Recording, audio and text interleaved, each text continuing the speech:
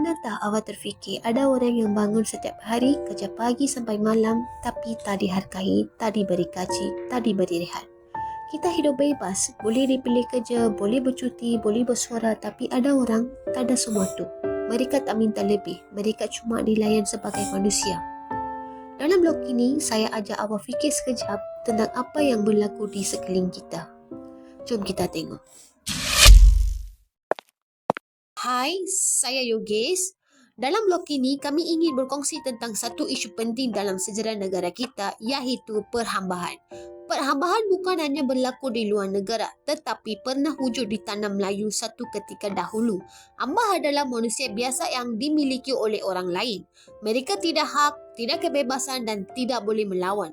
Mereka dipaksa bekerja, boleh dijual dan dihukum sesuka hati oleh tuan mereka. Inilah sejarah hitam yang jarang orang tahu. Tetapi penting untuk kita fahami supaya tidak berulang lagi dalam bentuk moden. Sejak zaman Kesultanan Melayu Melaka dan berterusan semasa penjajahan, antara punca utama perhambaan ialah kemiskinan yang melampau. Ada keluarga terlalu miskin dan terpaksa menjual anak sebagai dengan hamba.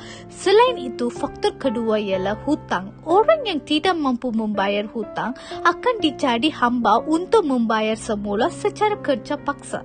Seterusnya, tawanan perang juga dijadikan hamba oleh raja atau pembesar.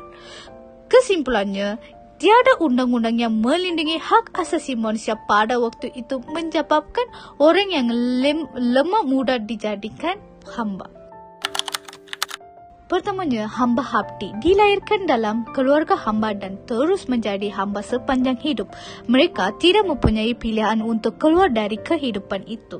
Selain itu, hamba berhutang menjadi hamba kerana tidak mampu membayar hutang. Mereka boleh dibebaskan selepas hutang selesai, tetapi kebanyakan tidak pernah benar-benar dilepaskan.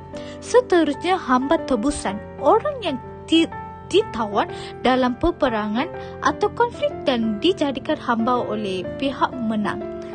Di samping itu, hamba rumah tangga digunakan untuk kerja rumah, menjaga anak atau memasak. Selain itu, hamba istana diperlukan untuk kerja dalam istana raja atau bangsawan. Ada yang dijadikan penghiburan pelayan dan pembantu istana. Kesimpulannya, jenis-jenis hamba ini menunjukkan bahawa bukan semua hamba berada dalam keadaan yang sama, tetapi semuanya kehilangan kebebasan. Kesan kepada hamba sangat besar. Mereka tidak dibenarkan bersekolah, berkahwin atau mempunyai harta sendiri. Hidup mereka hanya untuk menurut perintah tuan mereka. Anak-anak mereka juga secara otomatik menjadi hamba dan gitaran ini berulangan. Perhambaan juga menyebabkan manusia hilang harga diri dan trauma sembajangannya. Walaupun secara rasmi, perhambaan dihapuskan oleh British pada abad ke-19. Bentuk perhambaan moden masih berlaku hari ini. Contohnya termasuk penderaan bantuan rumah, pekerja asing yang tidak dibayar gaji dan kes pemerdagangan manusia.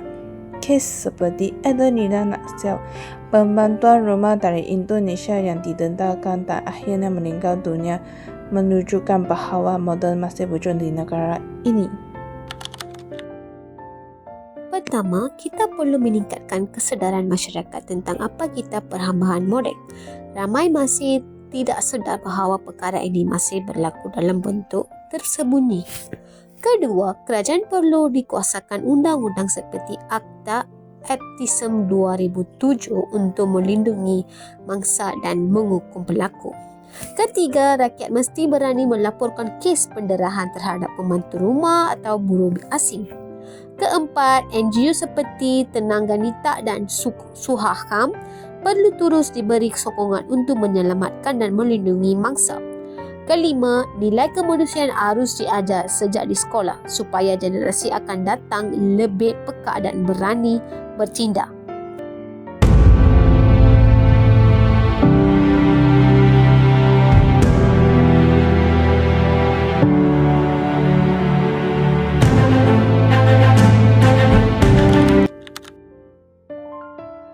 Kerja asing yang kerja dengan anti Rasa patut ke kita layan mereka dengan baik? Memang kita layan, dia jaga baik. Lepas dulu luar negara, tinggal bini keluarga semua situ. Lepas balik kerja sini, kita kena sayang dia, kena jaga elok-elok. Sebab dia punya keluarga semua dia tinggal sana. Lepas mai kerja dengan tangan kita kena jaga dia elok lah. Okey Aunty, thank you. Okay, welcome. Tambahan adalah kisah benar dalam sejarah kita. Ia bukan hanya kisah silam, tapi pengajaran besar tentang pentingnya dalam kemanusiaan. Setiap manusia berhak hidup bebas tanpa paksaan, tanpa penderitaan dan tanpa ketakutan. Kita perlu tanam nilai seperti kasih sayang, hormat, empati dan tanggungjawab dalam diri sendiri dan masyarakat.